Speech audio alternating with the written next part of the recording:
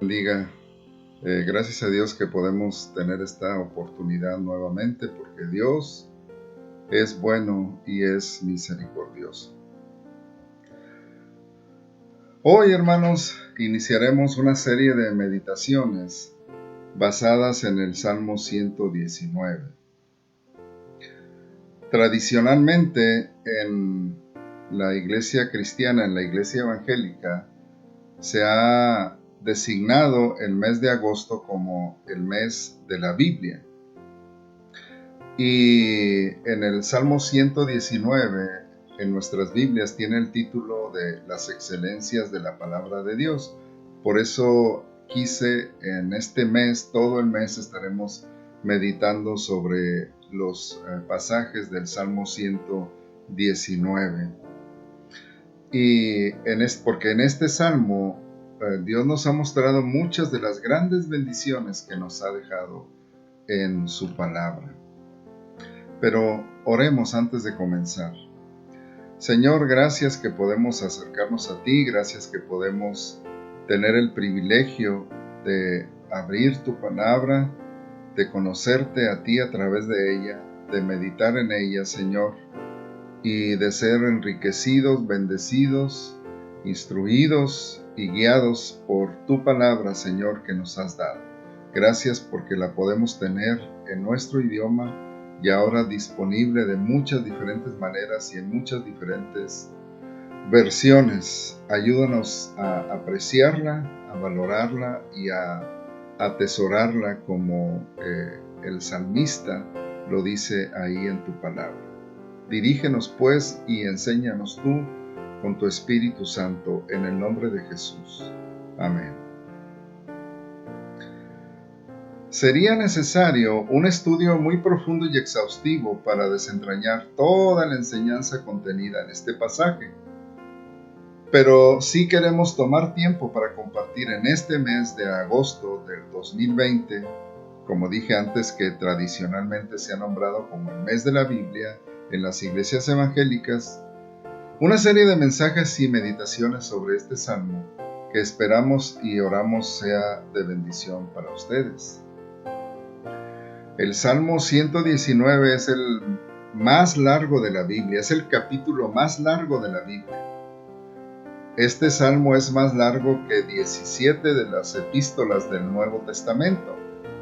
Si tomamos las epístolas desde Gálatas hasta Judas, exceptuando la carta a los Hebreos, este salmo es más largo que cada una de ellas. Es más largo que Gálatas, más largo que Efesios, más largo que Filipenses, que Colosenses, que la primera carta a los Tesalonicenses, que la segunda carta a los Tesalonicenses, que las dos cartas a Timoteo, la carta a Tito, la carta a Filemón, la carta del apóstol Santiago y las tres cartas de Juan, las dos cartas de Pedro y la carta de Judas. Este salmo es más largo que todas ellas, pero uno lo puede leer en alrededor de unos 13 o 15 minutos leyendo en voz baja, unos 19 minutos leyendo en voz alta, más o menos. Este salmo tiene 176 versículos, 176 versos, y está dividido en 22 poemas con 8 versos cada poema. Cada poema es, escrito bajo el título de una de las letras del alfabeto hebreo: Aleph, Bet, Gimel, Dalet, etc. Y bajo cada letra del alfabeto hay este poema con 8 versos, y cada uno de esos versos inicia con esa letra. Por ejemplo, los primeros 8 versículos del Salmo 119, que están bajo la letra Aleph, todos en hebreo empiezan, los 8 versos de ese poema empiezan con la letra Aleph. Bienaventurados los perfectos de camino, los que andan en la ley de Jehová, es el primer verso. Bienaventurados los que guardan sus testimonios y con todo el corazón le buscan, es el segundo verso. Y así cada uno de los versos empieza con la misma letra. Igual, después el segundo poema que está bajo la letra Bet del alfabeto hebreo, cada uno de los versos empieza con esa letra. ¿Por qué 8 versos en cada poema? Bueno, Dios, que es el autor de la Biblia, diseñó así el Salmo 119. Tener 8 versos en cada poema indica un nuevo comienzo. En el pensamiento hebreo, los números tienen significado. Hay números en la Biblia que tienen un significado especial. Por ejemplo, había 7 brazos en el candelero de oro. Se dieron 7 vueltas a la ciudad de Jericó. Hubo 7 días en la creación, 7 títulos de Cristo en el libro de Juan, en el Evangelio de Juan, 7 veces que el Señor en el Evangelio de Juan dice, yo soy. Vemos en Apocalipsis, por ejemplo, 7 sellos, 7 trompetas, 7 copas, etc. El número 7 indica algo completo, algo perfecto. Si tomamos, por ejemplo, las notas musicales, tenemos 7 notas. Do, re, mi, fa, sol, la y si. Son 7 notas.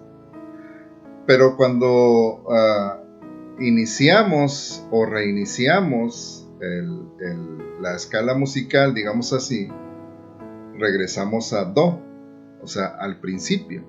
Por eso decimos que los 8 versos indican un nuevo comienzo. Si el número 7 indica algo completo, el 8 indica un nuevo comienzo. Dios nos está mostrando con toda la fuerza e intensidad del idioma hebreo su deseo y poder para darnos un nuevo comienzo cuando buscamos y obedecemos, cuando creemos y obedecemos su palabra. Cada poema, como dije antes, corresponde a una letra del alfabeto hebreo y cada verso de ese poema inicia con la letra del alfabeto correspondiente. Las 22 letras del alfabeto hebreo se usaron para describir las bondades y excelencias de la palabra. Podríamos decir que Dios usó exhaustivamente el idioma hebreo, usó todas las letras del alfabeto hebreo para expresarnos el gran valor, el alcance, el poder y la enorme bendición que tenemos en su palabra revelada.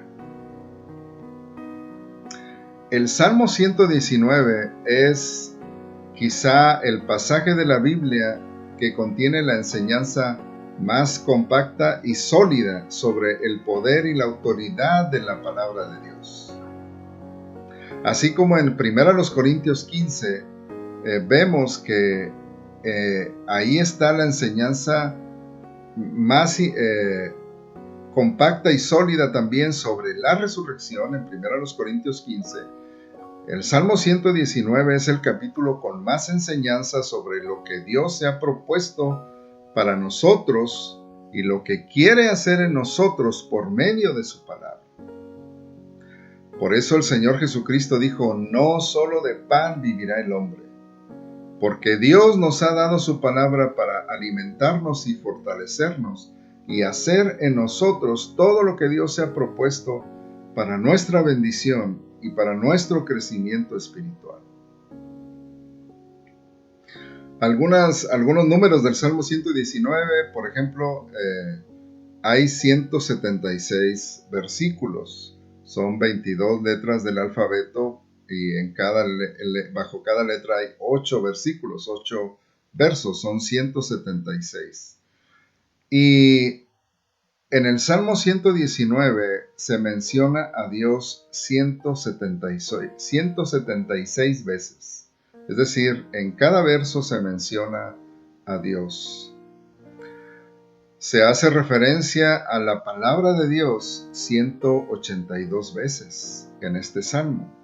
Por eso decimos que es el salmo donde encontramos la enseñanza más densa, más compacta sobre la bendición de tener la palabra de Dios, la bendición que tenemos en la palabra. 182 veces se refiere a la palabra de Dios. En este salmo encontramos 70 oraciones diferentes. También en este salmo se habla del sufrimiento 66 veces. No es un salmo que les gustaría mucho a los proponentes del Evangelio de la Prosperidad, porque ellos dicen que el cristiano no debe sufrir ni debe estar enfermo y debe ser próspero, rico y saludable. Pero aquí en este salmo se habla 66 veces del sufrimiento del creyente.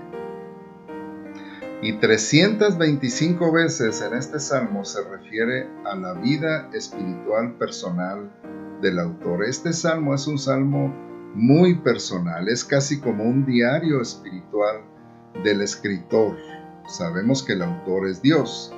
El escritor, algunos piensan que es David, otros piensan que es Esdras, pero independientemente de eso, en este salmo encontramos esas 325 veces en que se refiere a la vida espiritual personal del autor. Es un salmo sumamente personal. En Efesios 6:17 dice que la espada del Espíritu es la palabra de Dios.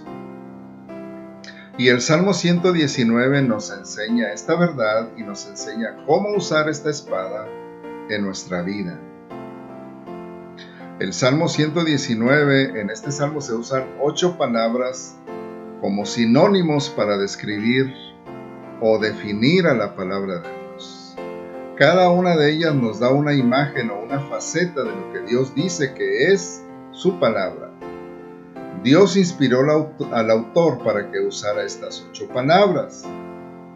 Y cada una de estas palabras nos da una imagen de lo que Dios se ha propuesto hacer en nosotros con la Biblia, con la Escritura. Es como un vitral. Cuando la luz entra a través de un vitral, la luz entonces es percibida por nosotros según los colores que tenga el vitral, pero es la misma luz, no deja de ser la misma luz. Es igual con la palabra de Dios y con estos sinónimos que se usan en este salmo. Cada una de estas palabras nos dice cómo Dios usa su palabra y cómo nosotros podemos recibir esa palabra de Dios. Veamos hoy algunas de ellas. En el Salmo 119:1 se usa la ley de Jehová, la ley de Jehová. Esa es la primera palabra que veremos hoy, es la ley. Bienaventurados los perfectos de camino, los que andan en la ley de Jehová. Del hebreo Torah, que es la enseñanza de un maestro. La palabra Torah significa la enseñanza de un maestro. Y es una instrucción. En este caso es la ley de Jehová. Es la enseñanza de Dios. La Biblia entonces son las enseñanzas del Maestro Divino, del Maestro Supremo, quien tiene todo el conocimiento y toda la experiencia para decirnos lo que es la verdad, lo que es bueno, lo que es correcto, lo que es justo, lo que es puro, etc. Al ser humano no le gustan las leyes. Aquí se usa este término, la ley de Jehová. La ley al ser humano le parece restrictiva, es algo restrictivo. A los judíos tampoco les gustaban las leyes, por eso cuando se promulgaba una ley, lo primero que preguntaban ellos era ¿quién la promulgó? Porque para ellos la obediencia a una ley dependía de la autoridad de quien la promulgaba. Cuando Jesús vino y comenzó a enseñar, las personas se dieron cuenta que Él enseñaba con autoridad y no como los escribas, y así lo dijeron. Porque el Señor Jesucristo es el autor de la Torá, de la ley, el autor de las enseñanzas divinas. Jesús es el Maestro divino que nos enseña el camino hacia Dios.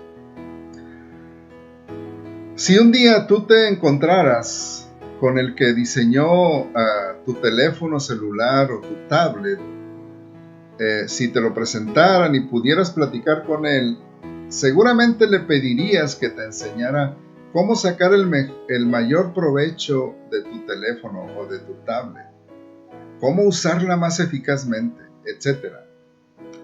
Bueno, Dios es el autor de la Biblia y es nuestro creador. Él es quien mejor nos puede enseñar cómo vivir, cómo sacar el mejor provecho espiritual de nuestra vida, de su palabra, cómo hemos sido diseñados para vivir y qué es lo mejor para nosotros. Por eso, cuando leemos la Biblia, debemos leerla para saber qué es lo que Dios dice en ella. ¿Qué es lo que Dios dijo cuando se escribió la palabra? Entonces podremos aplicarla a nuestra vida. Es un error abrir la Biblia solo para ver qué me dice a mí. Eso ha causado muchas interpretaciones equivocadas. Lo que debemos hacer es abrir la Biblia para ver qué es lo que Dios ha dicho y entonces poder aplicarlo a nuestra vida. La ley de Jehová, la enseñanza del Señor. Otro término que se usa es la palabra testimonios. En el versículo 2 del Salmo 119 dice: bienaventurados los que guardan sus testimonios y con todo el corazón le buscan. Los testimonios son la certificación de Dios respecto a la verdad. Dios da testimonio de lo que es la verdad. En la Biblia, en la palabra, tenemos la certificación de Dios respecto a la verdad. Les he dado antes el ejemplo del experto ensayador. Un experto ensayador es el que certifica o da su aprobación a la calidad de un metal precioso, por ejemplo. Su sello avala esa calidad. El ensayador analiza el metal precioso y si no tiene la pureza requerida, si tiene impurezas el metal, entonces el ensayador debe someterlo a un proceso para depurar el metal y entonces cuando tiene la calidad requerida, él está dispuesto a avalar esa calidad. Su sello avala la calidad. Dios en su palabra nos da testimonio de la verdad. Lo que Dios dice que es verdad, lo es, aunque el mundo entero diga lo contrario. Al inicio de la historia de la iglesia cristiana hubo una controversia en relación a la persona del Señor Jesucristo.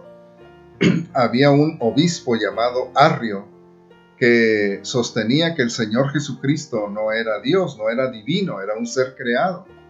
Y Arrio tenía muchos seguidores, él era un obispo.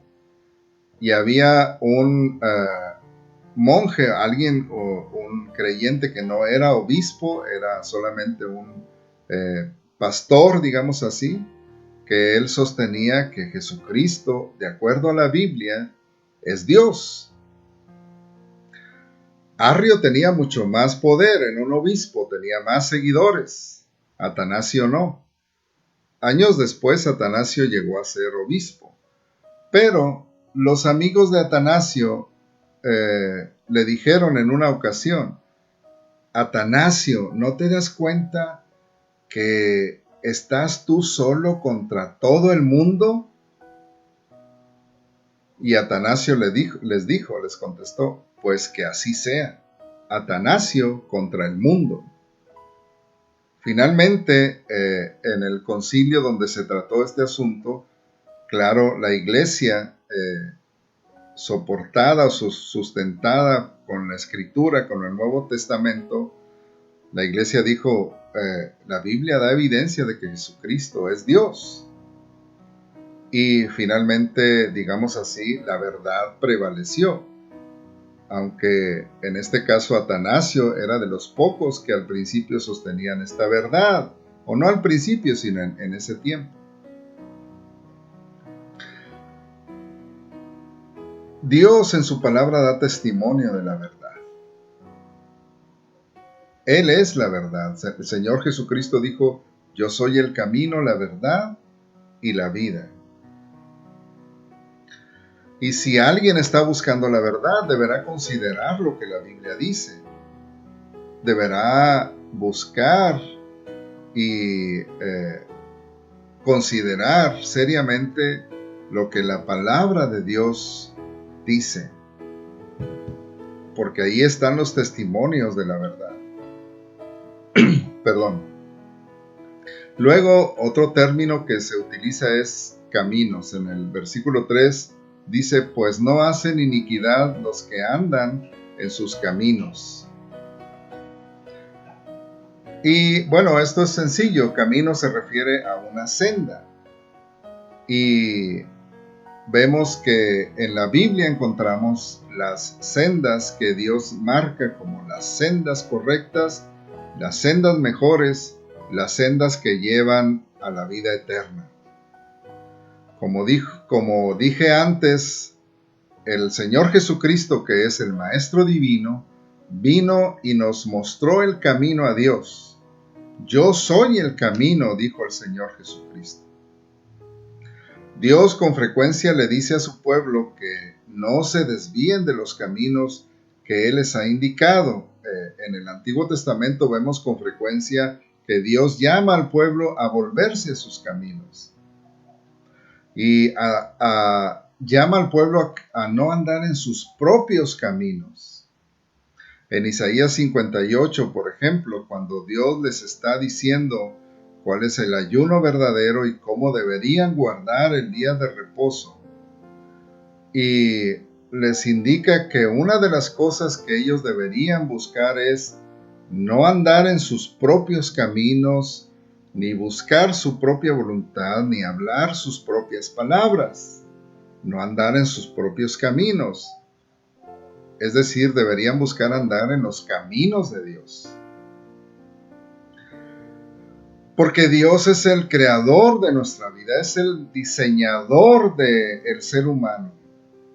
Dios, de hecho, decidió muchas cosas en nuestra vida sin consultarnos a nosotros. Él decidió en qué tiempo íbamos a vivir. Él decidió quiénes serían nuestros padres. Él decidió dónde naceríamos. Él decidió cuál sería el color de nuestra piel, de nuestros ojos, cómo sería nuestro cabello, nuestra complexión, etc. Así que Él es quien sabe mejor que nadie el camino que debemos seguir, y en su palabra encontramos estos caminos. Pero también la Biblia dice que nosotros somos como ovejas, que nos descarriamos y cada quien quiere seguir su propio camino. Dios nos dice, este es el mejor camino, pero cada uno de nosotros decimos, no, para mí esto es mejor. No, en mi caso no es así, en mi caso es este el mejor. No, es que Dios no sabe que para mí debo seguir mejor este lado, etc. Pensamos que sabemos más que Dios. En el libro del profeta Jeremías, Dios le dijo a su pueblo, paraos en los caminos y mirad y preguntad por las sendas antiguas, cuál sea el buen camino y andad por él, y hallaréis descanso para vuestra alma. Cuál sea el buen camino y andad por él y hallaréis descanso para vuestra alma. Pero ellos dijeron, no andaremos. Dios entonces nos invita a dejar nuestro propio camino y a volvernos a Él. En el libro del profeta Isaías, leemos que dice, deje el impío su camino y el hombre inicuo sus pensamientos, y vuélvase a Jehová, el cual tendrá de él misericordia, y al Dios nuestro, el cual será amplio en perdonar. Deje el impío su camino, y vuélvase a Jehová. Al acercarnos a la palabra de Dios, no solo en el Salmo 119, en toda la Biblia, en toda la palabra de Dios, quisiera dar estos consejos. Primero, leamos la palabra como la leía Jeremías. En Jeremías 15:16 dice: fueron halladas tus palabras y yo las comí, y tu palabra me fue por gozo y por alegría de mi corazón, porque tu nombre se invocó sobre mí, oh Jehová, Dios de los ejércitos. Leamos la palabra para alimentarnos con ella.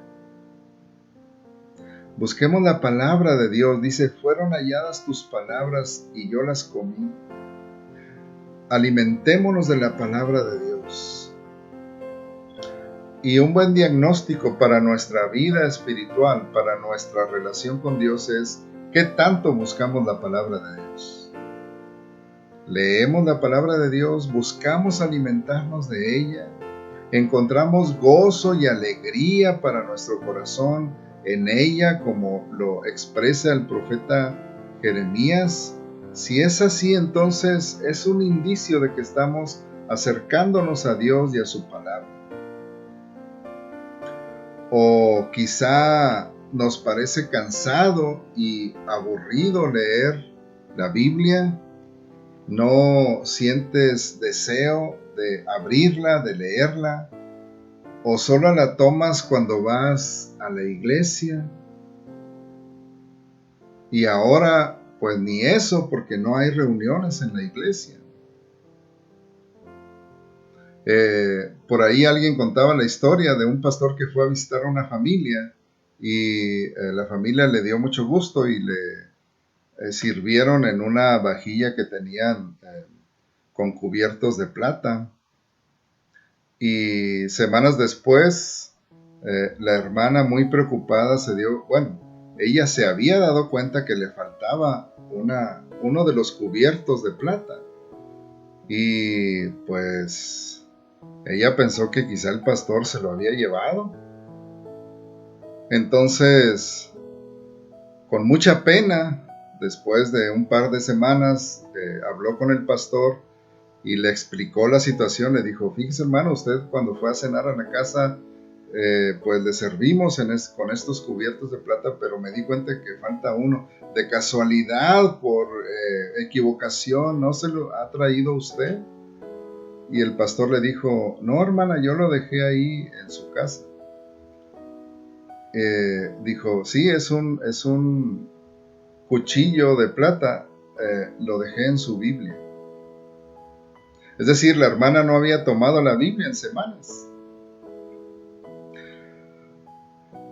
Y cuando eso sucede, entonces, hermanos, el diagnóstico es que nos estamos alejando de Dios. Cuando fuimos salvos, lo fuimos por la fe. Y la fe es por el oír la palabra de Dios, dice en Romanos 10:17. La vida espiritual de todo creyente está irremediablemente unida y conectada a la palabra de Dios. Desde que fuimos salvos, nuestra vida se vio enlazada a la palabra de Dios, porque el Señor Jesucristo dijo: las palabras que yo os he hablado son espíritu y son vida. Ahí está nuestra vida, porque no solo de pan vivirá el hombre. Nuestra vida espiritual está conectada a la palabra de Dios. Pero seguir alimentándonos de la palabra es una decisión que cada uno de nosotros toma. Seguir alimentándonos de ella. Y un buen diagnóstico de su vida espiritual y su relación con Dios es ver dónde está la Biblia en su vida, dónde está la Biblia en sus prioridades. Si usted coloca la Biblia y su teléfono juntos, ¿cuál es el que busca más? ¿Dónde disfruta más pasar tiempo? ¿Qué es lo primero que busca al levantarse por la mañana? ¿En qué piensa al ir a dormir por la noche?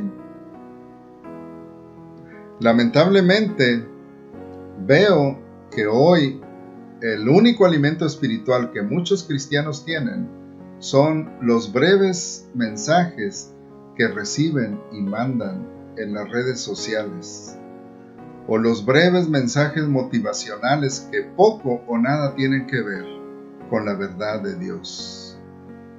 Así es que, hermano, lee la palabra, busca la palabra de Dios, disfrútala, aliméntate, y que ella sea de gozo, de alegría a tu corazón, en medio de toda circunstancia.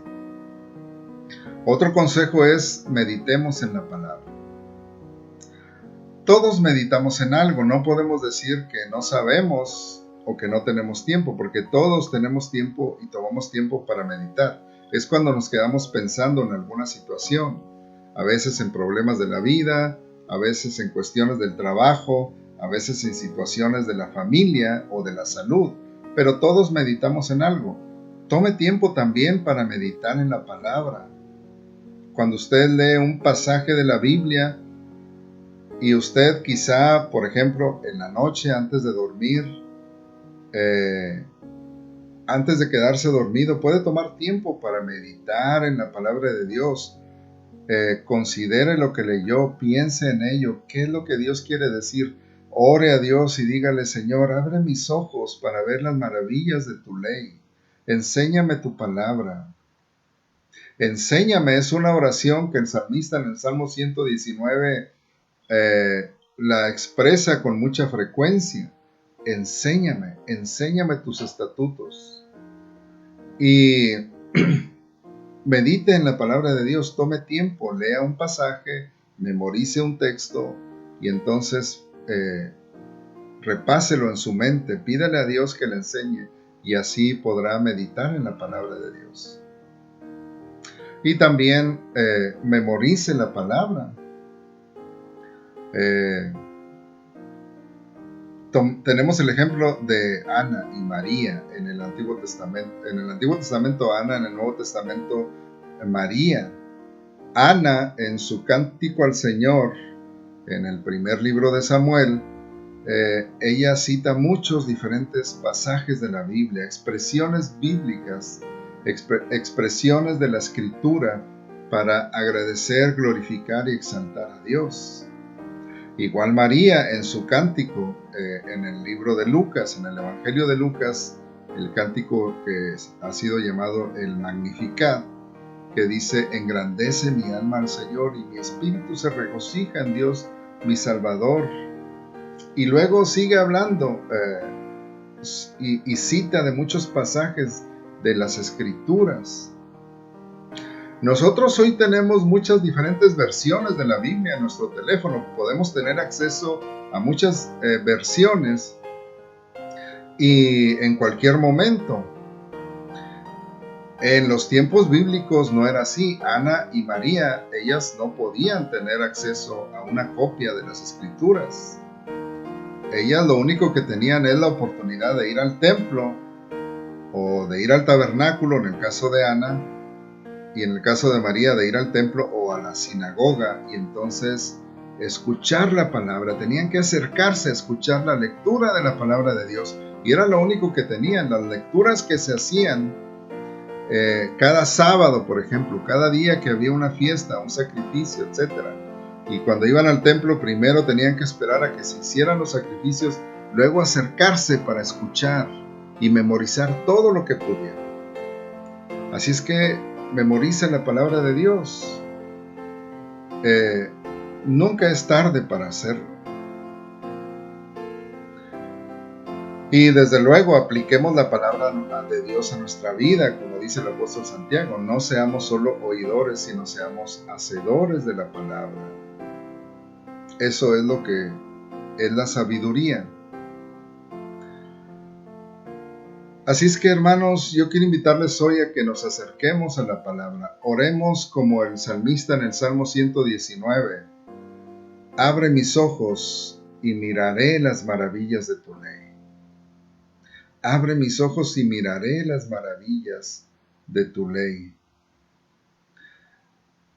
Y también oremos con el texto de Colosenses 3:16, que la palabra de Cristo more en abundancia en vosotros. Cuando usted lea la Biblia, cuando usted abra la palabra de Dios, pídale al Señor y dígale: Señor, abre mis ojos para que yo pueda ver las maravillas de tu ley. Y dígale: Señor, que tu palabra more en abundancia en mí. Y Dios, hermano, va a contestar su oración porque Dios es fiel. Y con este texto termino y lo hago como una oración para terminar este mensaje y una bendición también. Hermanos, que la palabra de Cristo more en abundancia en vosotros. Que la palabra de Cristo more en abundancia en nosotros. Amén. Son tus dichos para mí, prendas fieles de salud, dame pues